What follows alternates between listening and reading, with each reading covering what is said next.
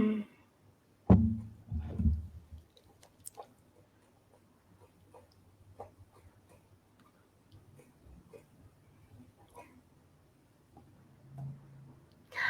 Hi everyone! Self-awareness is the secret sauce you can use in achieving success in your career and relationships. It ties into your ability to be confident, exhibit emotional intelligence, and demonstrate understanding. And it is a skill that you can practice and develop. In this live stream session, Miss Teresa will share with us why know yourself and how is it important to other aspects of your life. How can we know ourselves? Is knowing ourselves a lifelong journey or it only happens periodically? What are some steps to practice self awareness? And finally, what are some barriers to stop us from knowing ourselves? Miss Teresa, she's a certified world-class speaking coach, trainer, speaker, and she has traveled the world helping people to be heard, understood, and remembered. She uncovers your hidden talents so that you can present at your best and walk away from your fears. And she is also the co-author of the first Amazon.com best-selling book, World Class Speaking in Action. Hello, Miss Teresa. Welcome you to EIY Education section. Thank you so much for having me. It's wonderful to be here. Yeah, I'm interested, Miss Teresa, why we would like to talk about Know Yourself topic today and how is it important to our audience? You know, getting to know ourselves is probably one of the most important things that we should do. And when we are kids, we do it naturally. We sit there and we explore and we dream and we actually just be. And we don't think about anything stopping us. We don't have any barriers in the way. We just go out there and we find ourselves. And then what happens is we go into adolescence and adulthood, we get into high school or we get into a job and we think we have to conform. And something really strange happens at that time. And we start to kind of cover ourselves up. And we become something that we think everybody else wants us to be. We follow the crowd. We start to conform to the way other people think we should look. And we even start to hide our own opinion about ourselves. And when we do that, that kind of destroys the person that you are really meant to be. And what I really want people to understand is it's time to go back to your childhood. It's time to go back to that time when you were that little girl or that little boy and you knew exactly what you wanted to do. You got on that bicycle and you made your way down the road playing whatever that play make believe was. I know that when I was growing up, I always wanted to be the best at everything. I grew up with four of us, three sisters, and I was the middle. There was two of us in the middle. I was the number 3 child, and you always had to fight for anything to get anything, because everything, by the time everything got down to me, Mama passed all the clothes down through the girls. So by the third person, I was looking pretty ragged. So even at that point, I realized that I did not want to be like that. I wanted to have my own clothes and my own look and all of that. But it was it was really strange to realize that, once I got into that school and I had to fend for myself, I fell into that trap as well. We all fall into the trap of just being like everybody else. And what that tends to do to us is it tends to just take us away from being that real person we want to be. So I want us to get back to the kid that we so desperately need to be, because then you actually understand who you are, what you really want to be, and where you want to see your life going. Yeah. Miss Teresa, I have a point here that I would like to dive deep into that point. Why do we fall into the trap of being like everybody else? Do you know, it's psychological. because there are a lot of things that we're taught when we're younger, especially where I came from. If you were a child, you were seen and not heard. So you were told, just go and be quiet. And so we have inbuilt pressures on us to be a certain way, and don't be this individual, don't be this person that is pushing the boundaries, stay in the box. And that goes from our childhood through primary school, through high school, and then even in work. And we do it without even realizing it. We just think we're following a pattern. So it's really important to uncover that pattern and realize, oh my God, I need to stop doing this, right? And that comes with a lot of self-assessment. I see. Yeah. How can we come to that moment that we just aware that we just like everybody else and it's time to be ourselves? How can we know that moment is coming? Do you know, I can talk from personal experience. I got married at 20. I had 2 babies by the time I was 25. And then by the time I was 30, all I was known as was mom or wife or taxi driver. Yeah. and I thought, I'm so much more than that. Much more than that. Yeah. And that's when I started to take a really long, hard look at myself. And it will be something that clicks in your mind that says, hey, it's time to start looking at you as well as everything around you. I know a mom is going to take care of the baby. She's going to look after the kids, the dad as well. You do certain things that keep the family together, but it's really important that you don't let that be the one and only thing that you focus on, because if you're going to be the best mom that you can be, you need to be the best you that you can be as well.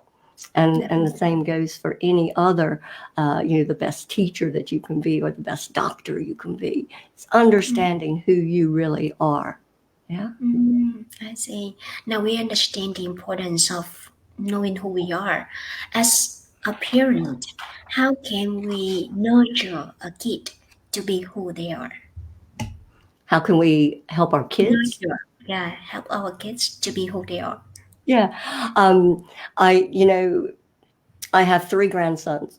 There are 3 and 5, and 1 is 9 months. So, and at that age, that's a beautiful age, 3 and 5 especially, because they are now discovering who they really are going to be. They say our personalities are formed by the age of 5. So, if from that early stage, from that 9 months even, allowing them to do whatever they can, to uncover, to play, to imagine, to be creative, to give them no boundaries, give them no barriers. I mean, there obviously has to be certain boundaries to keep them safe, but allow them to explore the different things they want to do. Even though they're boys, they're one of them really loves taking care of the baby dolls and cooking food and cleaning house. I mean, it's allowing them that freedom to see every part of what life could be for them, or what they would like to see it be for them in the future. I say creative play is probably the best thing for kids, especially to uncover who they are and who they're going to be. So that is the first way. And sometimes, Miss, we have some prejudice as educators or parents. We may embed those prejudice into our kid, and we shape the kids to be who we want. But actually, that is not to be who they want to be. So in that way, how can we educate ourselves to make sure that we can nurture students or kids to be who they are? And that's being knowledgeable about what our children are growing up in, what our world is dealing with today, because we've got all kinds of identity issues that are happening, gender identities, and people deciding I want to be a girl or I want to be a boy, or I'm in the right body or I'm not in the right body. But, you know, as we have grown up through the years, I remember being a tomboy when I was a little girl. And you can't call a little girl a tomboy anymore. It's, oh, maybe she's exploring her masculine side. Or if the little boy wants to play with dolls, he's experiencing his feminine side. But we as humans, we all go through different stages in our life of exploring different different ways of being, understanding the feminine side, understanding the masculine side, understanding that we all have we are made up of X and Y chromosomes, right? So it's really important to not to constrict people from exploring. I believe exploring is a good thing. And I think eventually we work our way through this exploration, and it helps us identify exactly who we're going to be when we do become that adult in life, whether that's at 18 or 25 or 50. Yeah. But exploration has always been exploration and experimentation. That's part of life, and we shouldn't restrict people from doing that. Yeah. Yeah. So what after I understand myself, I know myself already. What is the next step? Is to be like to discover the one that who we want to be self, to the full self. Yeah. Well, I know I went through a really crazy time when I was running for an elected position on a board of directors, and I had run for this particular position one particular year in 2013, and I wasn't successful. And I realized there and then that I was approaching this particular position in a very bad way. I was doing it as a tick box exercise. Oh, well, I've just got to do this. This is the next step, right? And it's not. It can't be that way. You have to understand who you are, why you're doing this, what you want to accomplish, and what you will be able to add impact to for the organization that you're running for this office for. And so what I wound up doing is I wound up working with a leadership and a communications coach to actually uncover my vulnerabilities, my barriers, things that I was putting in front of myself that was stopping me from understanding who I was. I had this facade on, and this was, that's not that long ago. 2013 is just, hop, skip, and a jump back in the past. So I realized, even though I had come a very long way from when I was just that mom and that taxi driver, I now realized that there was something more that I needed to understand about me in order to pursue that dream that I was really, really wanting to pursue.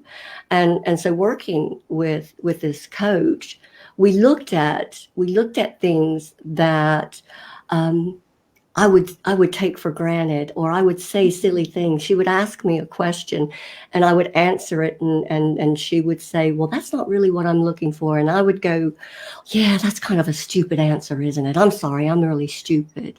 And I would say that I'm really stupid. And she would go, stop right now, Teresa. You are not stupid. And you need to own the fact that you just have a different perspective. So we uncovered a lot of things that were getting in my way of being authentic and being genuine when it came to dealing with people, answering questions, going through interviews. And that particular coaching really was key for me to uncover the real Teresa. And once I did, I was able to see the Teresa I was when I was 18. I was 19, I was 20. It was like that Teresa I was before I got married, before I had kids. And it brought it all back. And it's weird because you think, how do you lose it so quickly? And it's because the world takes over, life takes over, things get in the way. So we need to stop allowing things to get in the way and start to self-assess. And that's what I started doing. I did a lot of digging deep into who I was and how I felt and how I reacted to other people or how I didn't react to them. And I think that's probably one of the biggest things of getting to know who you are. It's understanding that if you really want to know who you are, then you have to accept what other people think about you, their perception of you, because you can't be just what you think, right? Because you have an impact on other people that are around you, your parents, your family, your colleagues, people you work with. And so, yeah, you've got to take all of that in on board and use all of it to kind of dig deep and uncover those things that are blocking you from being who you truly want to be. I understand. So let's recap the point that Miss Tira just shared with us. That whenever you would like to know who you are, you might want to look back on the past in each period of your life, and then you understand why did you act like that. And then you just summarize and consolidate the whole journey together to understand that person. That is how you can have that self-assessment and understand who you are within the past, like few years. Yeah. Yeah, You I might not see. have as far back to go as me. I have quite a few years, a few decades to go back. Yeah, right.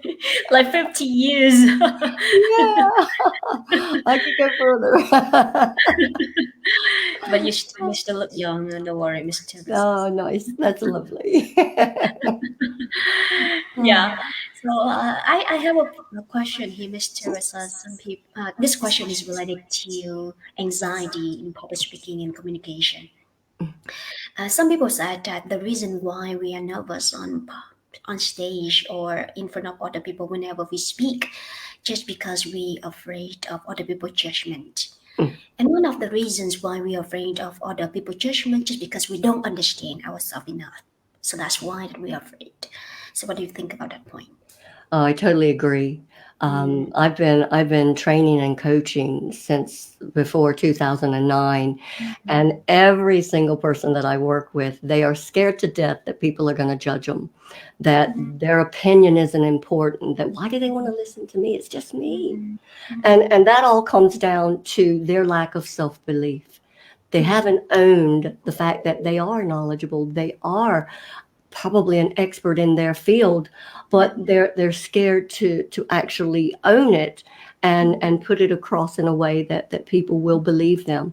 And when we get up there and we're scared and we're nervous and we kind of deliver it, and it's like, well, I think this is what I mean. It comes across really inauthentic. And the people that are listening to you will not believe what you're saying, even if what you're saying is true. So Right. it's something that I went through. It's kind of like that imposter syndrome, right? Where you think I'm not good enough. I am just me. And I used to have that. I used to have that a lot where I thought, why do they want to listen to me? When I was in my corporate job in London, the first management role that I took on, they said, here, Teresa, this is a brilliant project for you. I'm going to give you a week. Go and research this company and come back to us with all of your analysis of it. How are they as far as our competitor is concerned? What are their pluses and their minuses or whatever? And I went away and I did that, and I brought it back to my line manager and I said, here, this is what I think. And I was delivering it to him, and I'm going, but you already know all of this stuff. You don't need my opinion, here. And he looked at me and he went, Teresa, I didn't do the research. I didn't look all that information up. I wasn't the one that analyzed it and said, this is my take on it. You did that. You're the expert. So now you need to own it.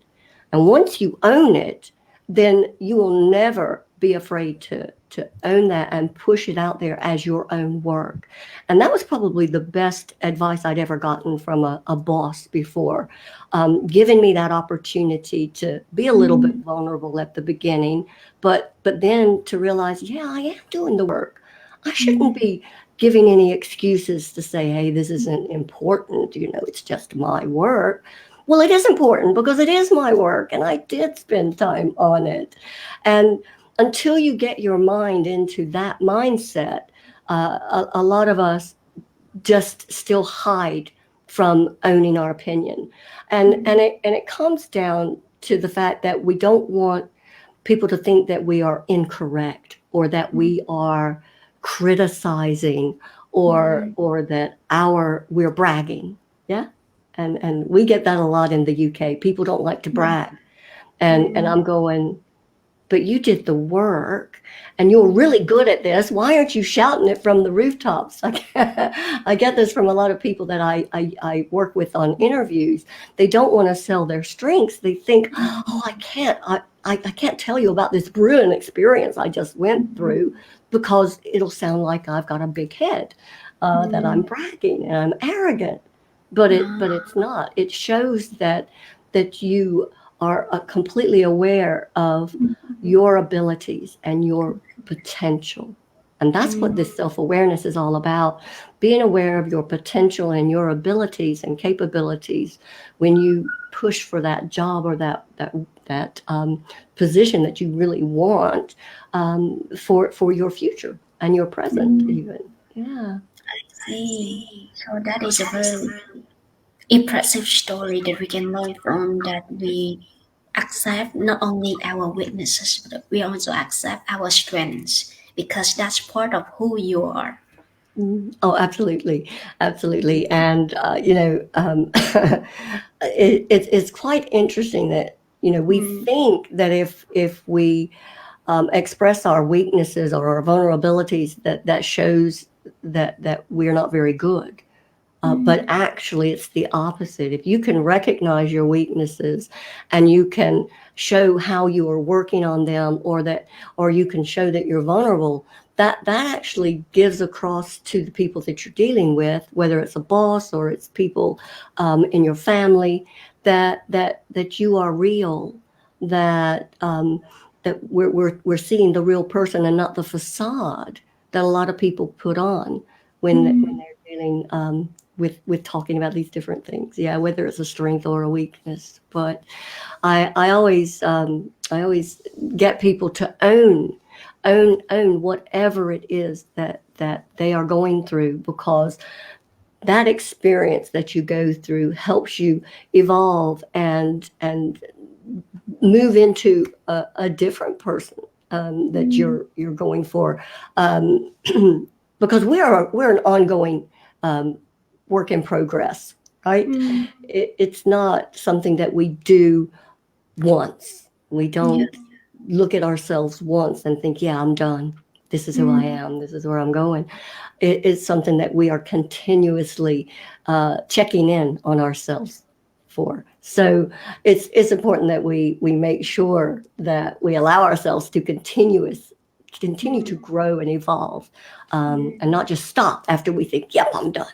Because I could have stopped in 2013, but I've never stopped. I keep self-assessing and analyzing what I've gone through and what I'm doing, but then also putting in place a plan and taking action, make it happen. Yeah.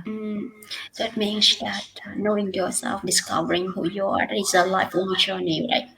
And it may take you the whole life you do that process, and it doesn't stop at any time. No. It shouldn't stop at any time, but I think we get stuck in ruts sometimes. Sorry, we get stuck because life gets in the way, and we're doing work. We're taking care of the house. We're taking care of the family. We've got to pay the bills, and we forget about who we really want to be, and we have to stop. I just want to say, stop. Stop and smell the roses. Stop and look inside to figure out who you are, where you want to be. I see. So the vacation mode is coming. Do you think that's the right time for us to go back to who we really are? I'm sorry, I missed that. Say that again. Okay. The vacation, because we are coming to have vacation at the end of this year soon. We are at vacation mode right now.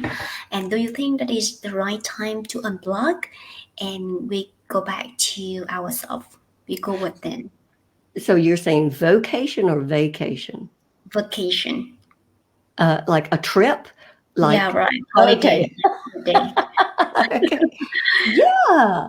I mean, Mm, if we're getting a chance to take a trip and travel mm, and go and see different places, oh my gosh, why would you go somewhere where you really don't care about or you mm, think isn't going to um, give you something to make you an even more a stronger person. So mm, I think about the different places that I would love to go, and on my list at the moment, I've never been to Alaska. It's mm. a bit cold though, Yeah, really cold there. but but I think it would show me a different way of life than I've ever experienced before. And for me, that would give me growth. So Mm, when I think about holidays, I think about things that I can gain from that holiday, mm, lessons yeah. that I can learn, and things Mm, that will make me an even better person, mm, someone who will have a bit more knowledge mm, about the world, a bit more information about the cultures that I've mm. visited. Yeah. And I've been lucky. I've really been lucky because I've had a chance to travel to many different places through the organization Toastmasters. And I got to go to Saudi Arabia, which I never thought I would go.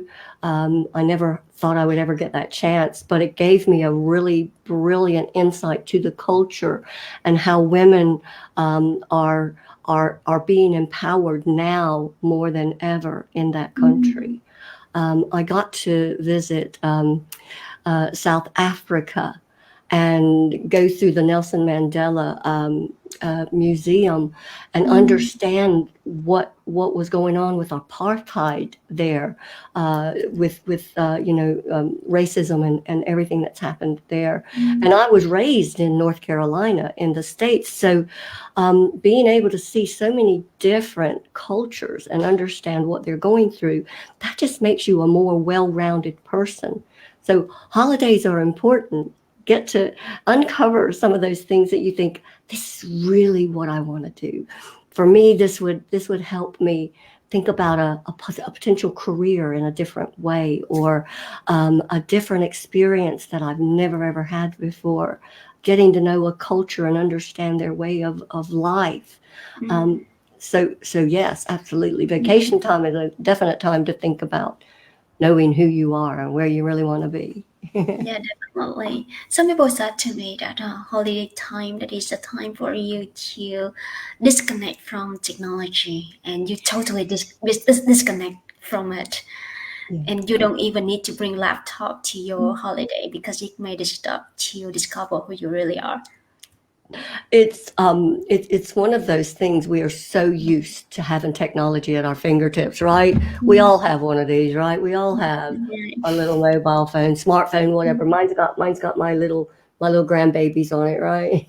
Yeah, that's cute. So I carry it around for my babies, right? Um, but in order to re-energize and to reevaluate yourself and to actually relax, getting rid of all of this technology, even for a week, is massive. And Mm, you will go back to things that you never thought you would before. You'll learn mm, to write. You'll start to read more proper books, not technology books, right? Holding them in your hands kind of books. And I mm, have loads of books. They're all behind me. Um, but it's that real chance to kind of get into your head a little bit more and enjoy what's around you. I mean, mm, the trees and the beach or the mountains or wherever it is that you are.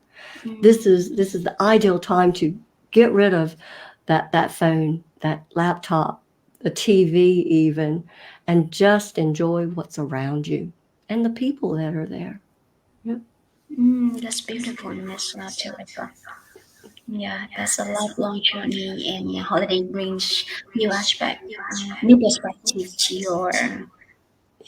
your mindset. Absolutely. Absolutely. What is your final message that you would like to share with our viewers tonight before we end this session?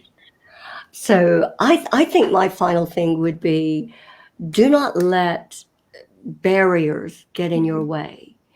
Stop thinking about what your mom told you you should be.